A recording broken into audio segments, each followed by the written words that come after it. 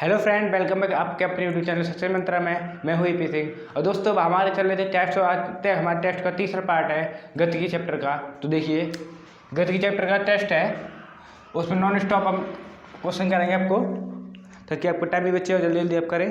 तो पहला क्वेश्चन है, देखिए, एक पिंड ऊर्ध्वाधर की ओर 98 मीटर प्रति सेकंड के स्क्वायर से विक्षेपित किया गया है। उसके 4 सेकंड बाद तुरंत बाद दूसरा पिंड उसी वेग से मतलब कि 98 मीटर पर सेकंड के स्क्वायर पर सेकंड के वेग से प्रक्षेपित किया है। दोनों पिंड कहाँ मिलेंगे? क्वेश्चन को डायग्राम टाइप में देखिए। पहला पिंड है, कोई पिंड 98 मीटर पर सेकंड। दूसरा पिंड, ये पहला पिंड है। क्योंकि दोस्तों, अगर मैं आपको डायग्राम बना के दूंगा तो आपको भी अच्छा लगेगा भाषा से, और आप अगर क्वेश्चन को ना समझ पाए तो दोबारा रिपीट कर लीजिए, उससे आपको समझ में आ जाएगा। दूसरा पिंड उसी वेग से मतलब 98 मीटर पर सेकंड के स्क्वायर पर सेकंड के वेग से 4 सेकंड बाद, दोनों के बीच में समय अंतराल 4 सेकंड बाद प्रक्षेपित किया गया है। दोनों पिंड कितने समय में मिलेंगे एक दूसरे से? ठीक है दोस्तों। तो क्वेश्चन हमारा कह रहा है, दोनों से पिंड कितनी देर बाद मतलब कितनी सेकंड बाद हमको आपस में मिलेंगे। अब देखिए क्वेश्चन का सॉल्यूशन देखिए, या फिर एक बार फिर से बोल देता हूँ। एक पिंड को ऊर्ध्वाधर ऊपर की ओर 98 मीटर पर सेकंड के वेग से प्रक्षेपित किया गया है। एक दूसरे पिंड को 4 सेकंड के पश्चात उसी प्रारंभिक वेग से प्रक्षेपित किया जाता है। दोनों पिंड एक दूसरे से मिलेंगे। ऑप्शन है, ऑप्टिकल क्वेश्चन है। ऑप्शन ले देता हूँ दोस्तों। ए 8 सेकंड, बी 10 सेकंड, सी 12 सेकंड और डी 16 सेकंड। ठीक है दोस्तों। अब देखिए, क्योंकि दोनों पिंड एक ही प्रारंभिक वेग से हैं, इसीलिए एक ही ऊंचाई से एक ही जगह से विक्षेपित किए गए हैं, इसीलिए दोनों का अधिकतम बिंदु अर्थात वो जो ऊंचाई होगी वो बराबर होगी, मतलब h1 बराबर h2। ठीक है। हमारा सूत्र क्या होता है? h बराबर एस बराबर के हिसाब से एस बराबर UT plus half T square होता है। क्योंकि ये ऊपर की ओर जा रहा है, इसलिए जी आएगा, गुरुत्वाकर्षण ऑर्डर लगेगा और माइनस का लगेगा इसमें, इसीलिए u t minus half g t square, इसी प्रकार u t minus half g t two square, u t one. अब देखिए, थोड़ा सा यहाँ पर चेंजिंग आ जाती है। मान पुट कर देंगे दोस्तों 98, पहले को हम टी मान लेते हैं, minus half into 10 into t square equal to 98, दूसरे को टी माइनस 4, दूसरा टी माइनस 4 होगा क्योंकि 4 सेकंड में दोनों में विलंब है, 4 सेकंड बाद है, 4 सेकंड माइनस है, 1/2 इंटू 10 इंटू टी माइनस 4 का स्क्वायर। ओके दोस्तों, आगे देखिए। आगे जब आपको ये क्वेश्चन सॉल्व कर लीजिए, आगे भी आपका आंसर निकलेगा। मैं डायरेक्टली आपको आंसर बता देता हूँ। टी बराबर 12 सेकंड निकलेगा इस पूरे क्वेश्चन को सॉल्व करके। आप सॉल्व करके देख लीजिए बेशक, तुम्हारा आंसर है सी।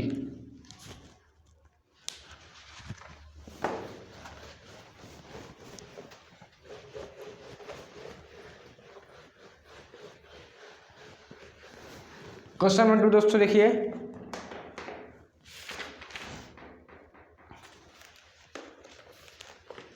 क्योंकि मैं क्वेश्चन लिखा, क्वेश्चन आपके लिए करा देता हूँ, फिर आपके लिए भी अच्छा रहेगा। फिर विरामावस्था से, क्वेश्चन नंबर 2, विरामावस्था से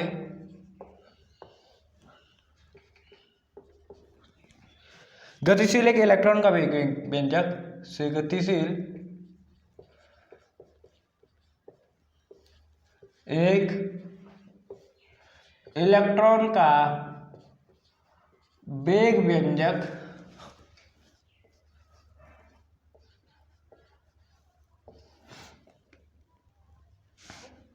v बराबर KT के अनुसार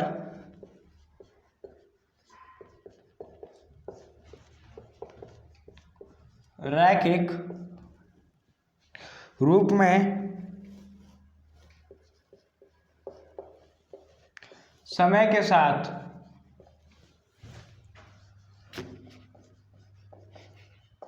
बढ़ता है दोस्तों।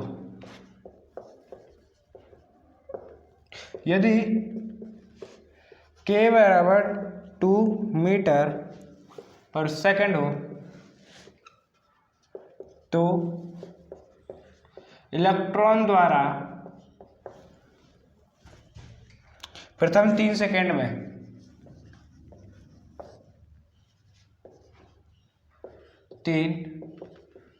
में चली दूरी ज्ञात करो।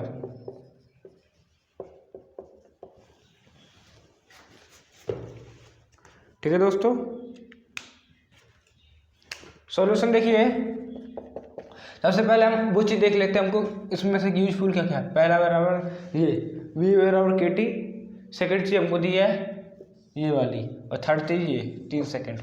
इनसे आपको क्या होता है कि आप पूरा डायरेक्टली अगर यहाँ पे ये मान लिखे भी ना, तब भी आपको याद रहता है कि कौन कौन सी चीज़ हमको किसी चीज़ का यूज करना है। अब देखिए चौथी है दूरी। आपने फॉर्मूला पढ़ा होगा, चाल बराबर दूरी बटे समय।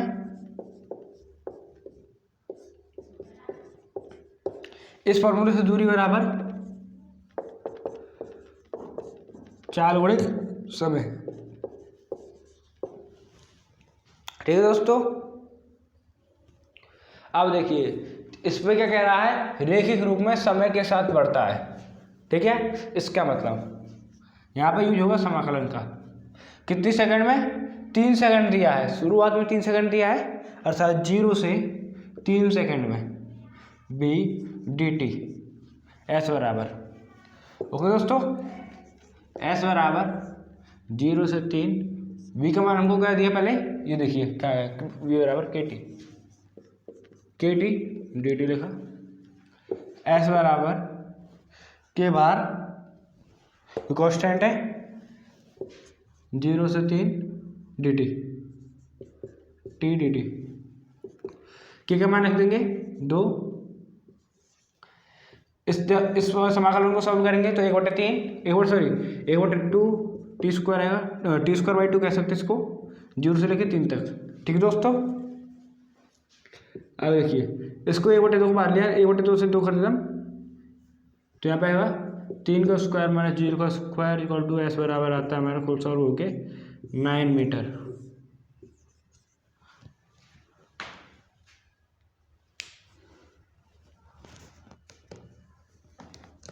अगला क्वेश्चन देखिए दोस्तों,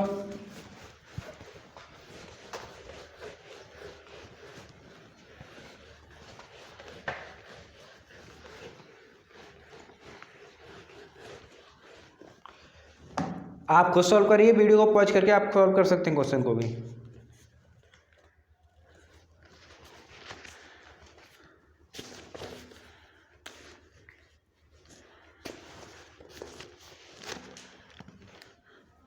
दो कण, क्वेश्चन नंबर 3, ये थोड़ा ग्राफिकल क्वेश्चन है तो वो भी उस टाइप के क्वेश्चन भी आते हैं एग्जाम में। दो कण A व V के समय विस्थापन वक्र के समय विस्थापन वक्र। दोस्तों मैं आपको ये वाला करा चुका हूँ, आप याद करिए। समय विस्थापन वक्र पिछली वीडियो में जब मैंने चैप्टर कराया था उसमें ये कराया था। समय विस्थापन वक्र सरल रेखाएं हैं,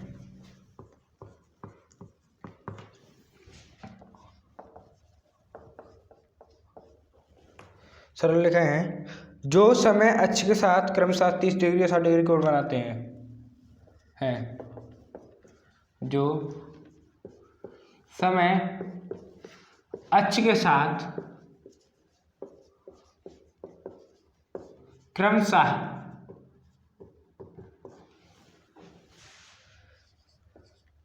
30 डिग्री व 60 डिग्री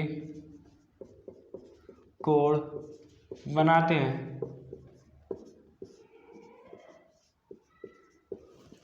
ठीक है। इनके वेगों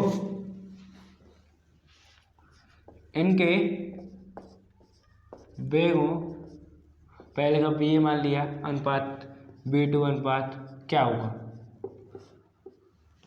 क्या का मान क्या हुआ,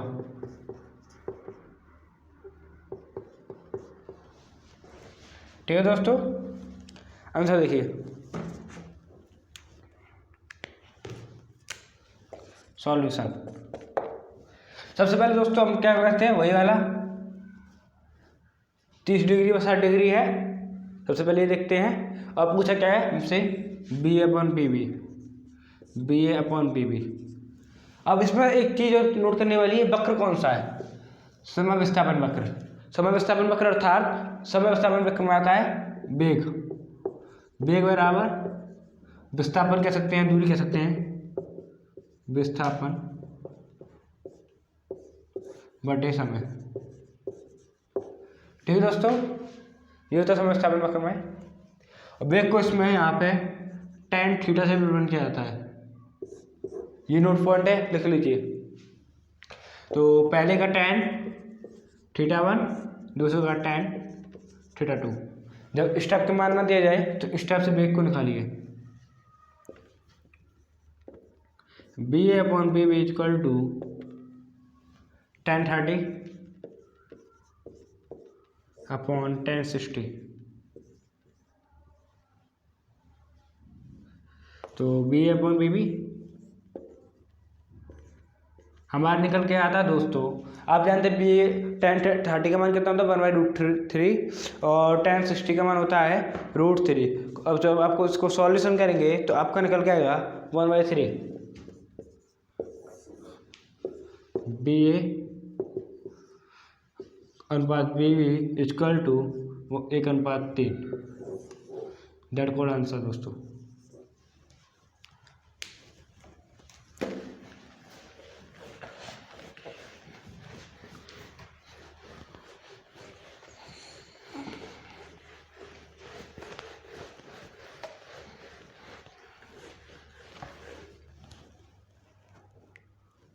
अगला क्वेश्चन है दोस्तों,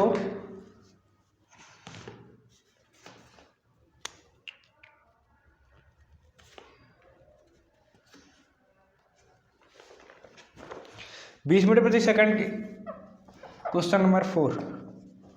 20 मीटर पर सेकंड के एक समान वेग से चलती हुई या वेग से चलती हुई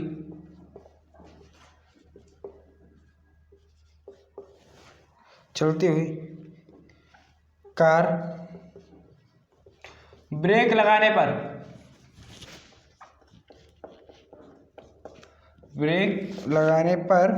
10 मीटर दूरी चलने पर विराम में आ जाती है, अर्थात स्थिर हो जाती है। दोस्तों भाषा अलग हो सकती है, आप पॉइंट पकड़िए, उसका सेंस क्या कह रहा है क्वेश्चन का। विराम में आ जाती है, तो कई बार ऐसा होता है दोस्तों कि आपको क्या सेंस कह रहा है ये पता नहीं चलेगा, क्वेश्चन क्या कह रहा है, क्योंकि क्वेश्चन बहुत आसान होगा और फिर आप बाद में कहोगे यार ये तो बहुत सिंपल था। त्वरण है, त्वरण का मान पूछा दोस्तों, इसमें सॉल्यूशन देखिए।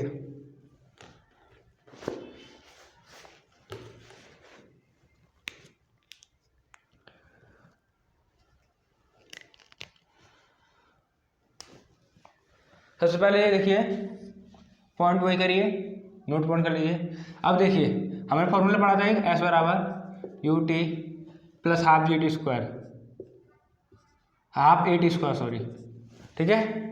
इसमें क्या पढ़ा हमने, जब कार विराम में चल रही हो तो इसका मतलब ए माइनस में रहेगा। कार जब विरामावस्था में चलती है तो ए माइनस में रहता है, इसीलिए सॉल्यूशन करेंगे 10 मीटर चलने पर त्वरण है 20 मीटर इक्वल टू, यहाँ पर सॉल्यूशन होगा ए बराबर -20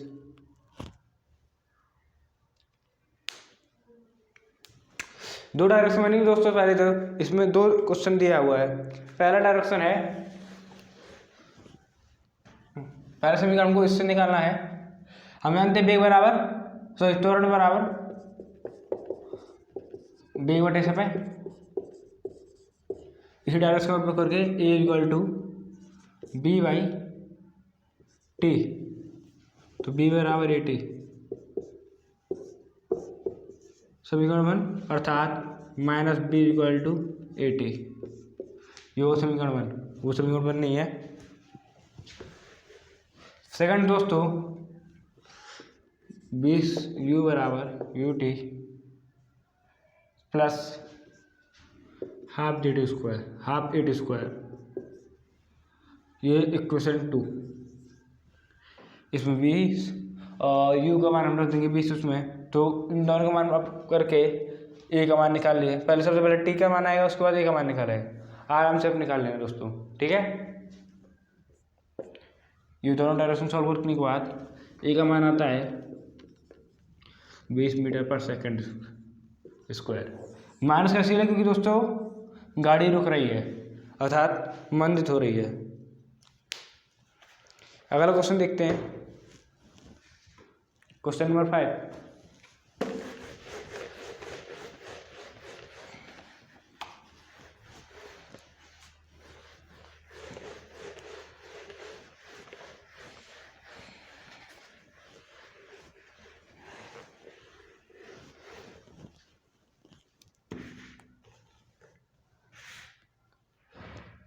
ऊंचाई h से एक कण को बराबर स्थिति में नीचे गिराया जाता है, तो यह अंतिम सेकंड में 9h/25 दूरी तय करता है। तो ऊंचाई h है। Question number 5।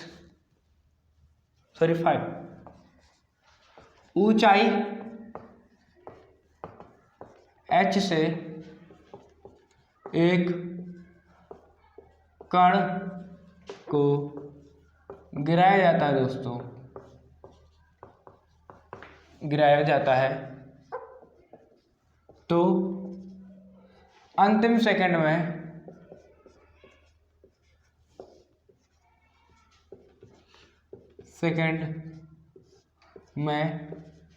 यह 9h/25 दूरी तय करता है।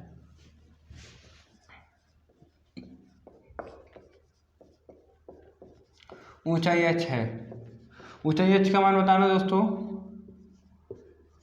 मैंने आपको पहले बताया था कि इसमें नए कुछ नए फॉर्मूले भी आपको यूज करने पड़ेंगे, जो बुक में हो सकता है शायद मैंने ना कराए हों, तो वो उनकी कमी अब पूरी हो जाएगी। मतलब यहाँ पे यूज कर लूँगा तो उनके वो बराबर हो जाएगा दोस्तों, क्योंकि इतने मैथ की डायरेक्शन होती हैं। अब दोस्तों एक कंडीशन बनती है यहाँ पे सॉल्यूशन में, माना अपने से मान लेते हैं, माना n सेकंड में h दूरी तय की, कण ने दूरी तय करता है।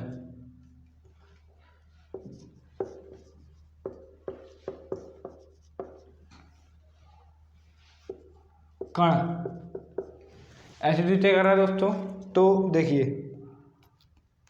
h बराबर हाफ जी एन स्क्वायर। कैसे? h बराबर u t plus half g n square. यूज प्रारंभिक 0, क्योंकि गिराया गया है, बता पहले स्थिर था, इसलिए ये पूरा 0, और यहाँ से ये वाली डायरेक्शन की तरफ आई, नीचे की तरफ गिर रहा है, इसीलिए दोस्तों जी पॉजिटिव भी रहेगा।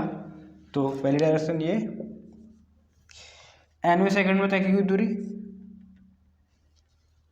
nवें मतलब अंतिम सेकंड, nवें सेकंड में तय की गई दूरी।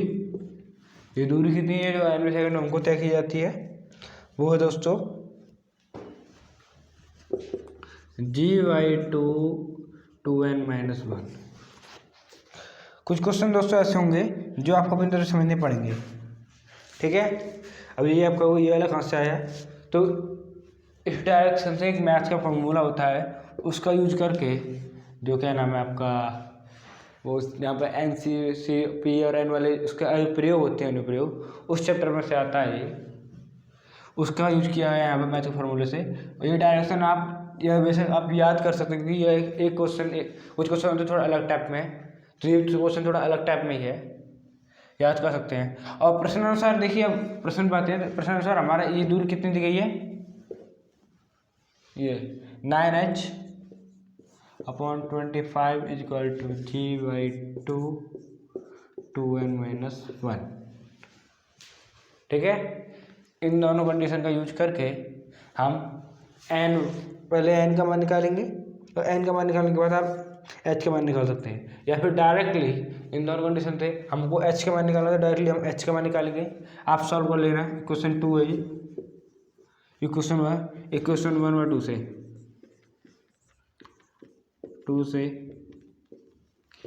h वाला दोस्तों हमारे निकल गई 122.5 मीटर।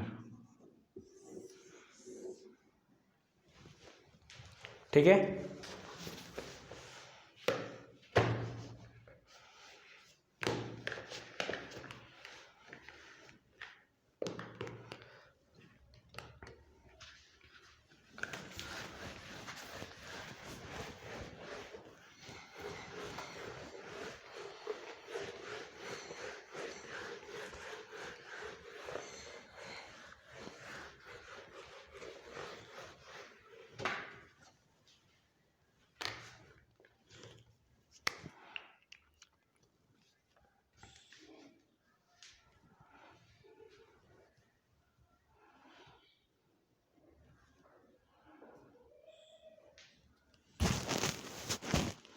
सौ मीटर दूरी पर स्थित लक्ष्य को भेजने के लिए 1000 मीटर पर सेकंड की वेग चाल से एक गोली चलाई जाती है। क्वेश्चन नंबर 6, 100 मीटर दूरी पर लक्ष्य को भेजने के लिए, ठीक है, 1000 मीटर पर सेकंड की चाल से एक गोली चलाई जाती है।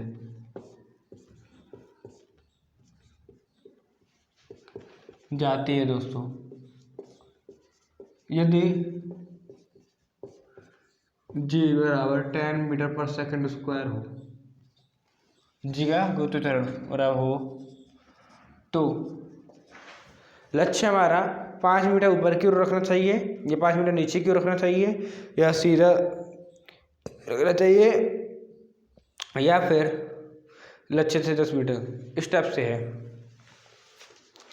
ऑप्शन ए, निशाना जो हमारा है, तो निशाना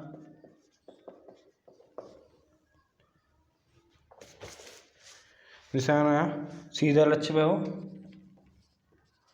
सीधा लक्ष्य पर हो।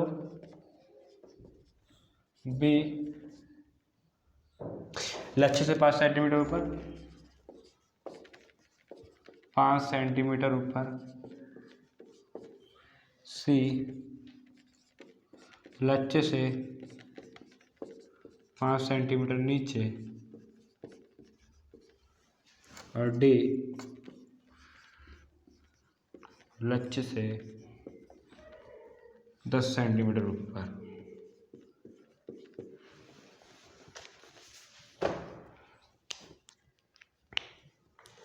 देखिए दोस्तों, सबसे पहले तो मैं आपको बता दूं, यहाँ पे कोई बंदूक चलाई जाएगी तो इसके धीरे धीरे अगर यहाँ पर सीधी वेग से चलाई जा रही है, आगे करके धीरे धीरे नीचे की ओर होगी। ठीक है, तो इसका मतलब क्या, पहला लक्ष्य गलत हो गया कि ये सीधी इस लक्ष्य पे जा रही है, इस लक्ष्य पे चलानी है तो ये ऐसे ही चलेगी। और दूसरी बात, नीचे वाला भी गलत हो गया, सी भी ऑप्शन गलत हो गया, तो अगर नीचे चलाएंगे तो और ज़्यादा नीचे हो जाएगी। मान लिया अपने यहाँ से आए तो और ज़्यादा नीचे हो जाएगी, फिर इस लक्ष्य पर कम पहुँचेगी। इसका मतलब कि ऊपर ही होगा, जो भी हमारा होगा ऊपर ही होगा। अब इन दोनों ऑप्शन में से कौन सा ऑप्शन है वो देखते हैं दोस्तों। सबसे पहले देखते हैं हमारे वेग कितना दिया है, 100 मीटर दिया है दूरी, समय बराबर, समय दूरी बटे 4, बराबर 100/1000 बराबर 0.1। 0.1 सेकेंड दोस्तों हमारी ये गोली है वो हवा में रहेगी। ठीक है, इसका मतलब ये है। तो हमारी हवा में 0.1 सेकेंड कितनी मीटर दूरी गोली रहेगी। अब देखिए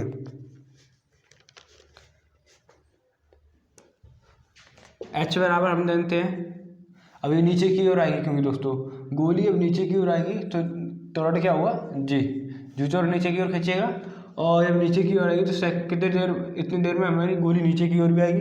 तो ये तो वो है, इससे तो हमने ये निकाला कि ऐसे जा रही है, लेकिन वो नीचे की ओर आएगी उसका भी हम निकालेंगे कितनी ऊंचाई में नीचे की ओर आती है।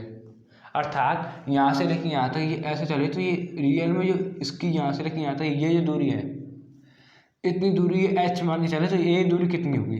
ठीक है, यहाँ से कोई बिंदु कहीं ऐसे करके, तो यहाँ से नहीं, इससे ये दूरी नहीं देखनी, हम यहाँ से लेके ये जो दूरी है ये, इस दूरी को मापेंगे, ये दूरी कितनी आई। और क्योंकि इतनी दूरी नीचे आएगी, इतनी अगर हम ऊंचे की ओर लगाएं, अगर h दूरी हम यहाँ से करें, यहाँ से हम h दूरी पहले ही मान के चले h दूरी, तो यूँ ऐसे करके ये भी गोली नीचे की ओर ही आएगी, अर्थात निशान हमारे लग जाएगा। ठीक है, तो हमको h दूरी निकालनी है, h बराबर u t plus half T square.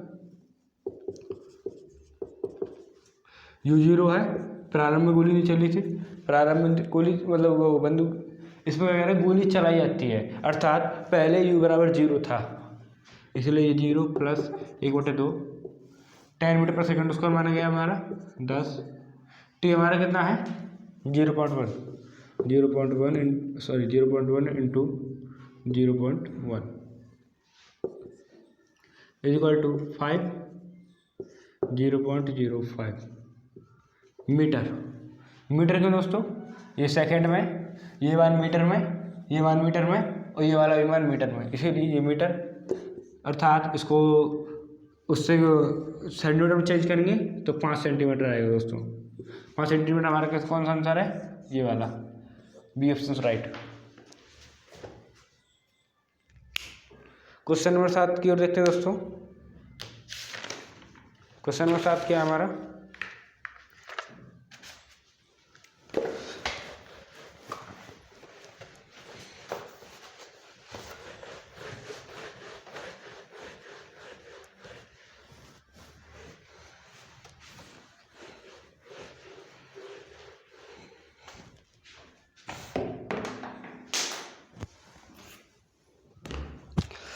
प्रक्षेपण के उच्चतम बिंदु पर उसकी, इस टाइप क्वेश्चन भी बहुत आते हैं दोस्तों पेपर में। प्रक्षेपण के उच्चतम बिंदु पर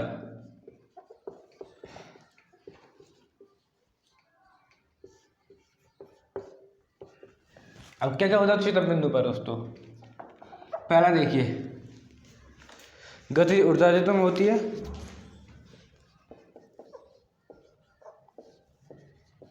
गतिज ऊर्जा अधिकतम होती है, पहला। दूसरा ऑप्शन, स्थितिज ऊर्जा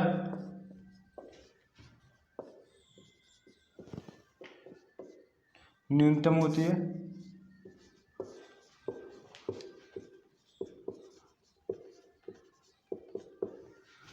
ऑप्शन सी है दोस्तों हमारे यहाँ पर, गतिज ऊर्जा न्यूनतम होती है।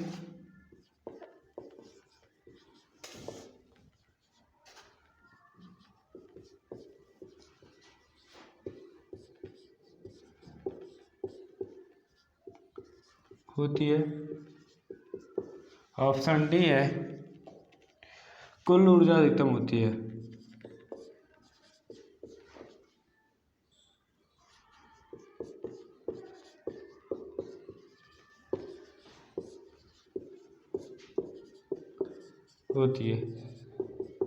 दोस्तों आपको बता दूं, पहली बात तो हमारे ऊर्जा संरक्षण नियम कहता है कि कुल ऊर्जा हमेशा नियत रहती है, इसीलिए पहला ये वाला ऑप्शन गलत।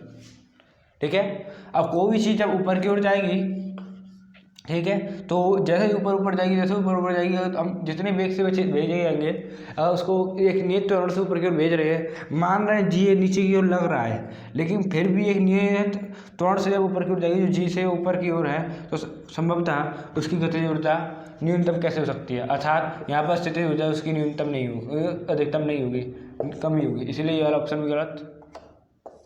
दूसरी बात है, जब गति ऊर्जा यहाँ पे अधिकतम इसीलिए होगी क्योंकि वो on the point he last point है, यहाँ पे इसकी गति ऊर्जा खत्म होने वाली है। उसके बाद फिर इसकी पॉइंट के बाद इसकी स्थिति ऊर्जा बढ़ने वाली होती है, इसीलिए सॉरी दोस्तों गलत हो गया।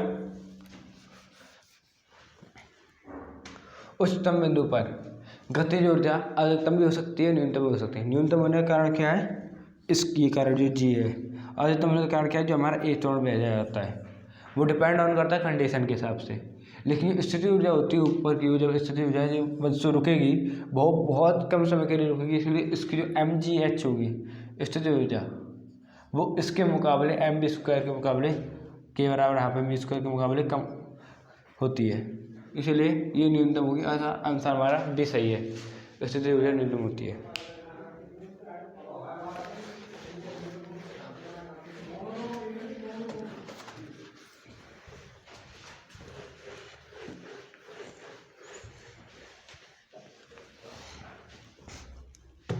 क्वेश्चन नंबर दोस्तों 8, एक हवाई जहाज क्षैतिज से 8 × 10 की घात 3 मीटर की ऊंचाई पर 2000 मीटर पर सेकंड के वेग से उड़ रहा है। इसे एक लक्ष्य पर बम गिराना है, तो लक्ष्य से कितनी क्षैतिज दूरी पर बम को गिराना होगा। मैं डायग्राम बना देता हूँ दोस्तों, आप समझ जाइए। क्वेश्चन एक बार पढ़ चुका हूँ, अगर समझे ना तो दोबारा रिपीट करके क्वेश्चन सुन लीजिए। कोई हवाई जहाज है,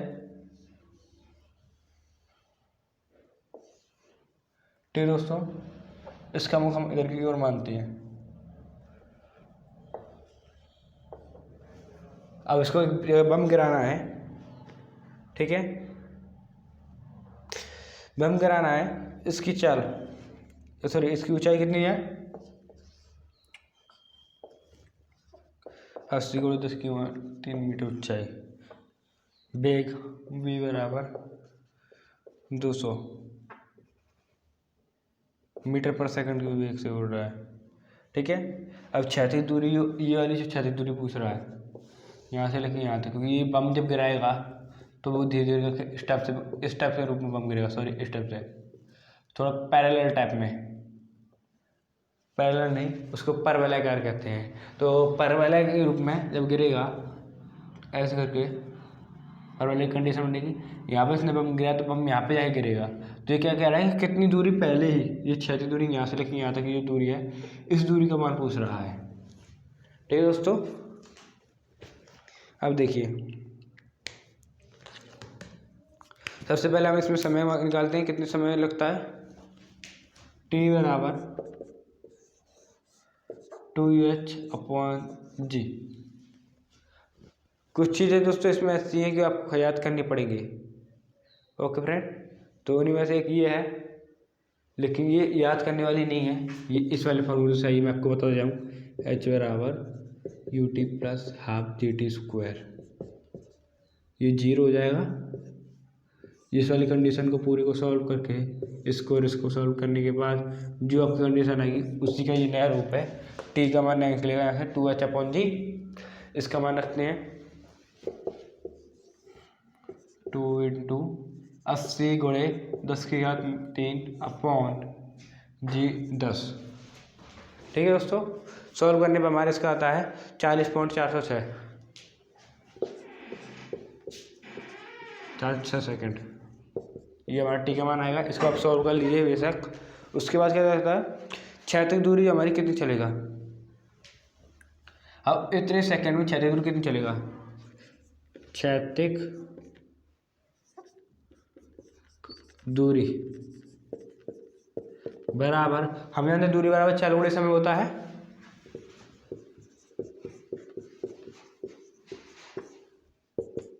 चाल हमारी 200 इंटू समय 40.406 सेकंड, ठीक है। आप इसको गुणा कर लीजिए, मल्टीप्लाई करने के बाद आपका आंसर आएगा 80 1 मीटर।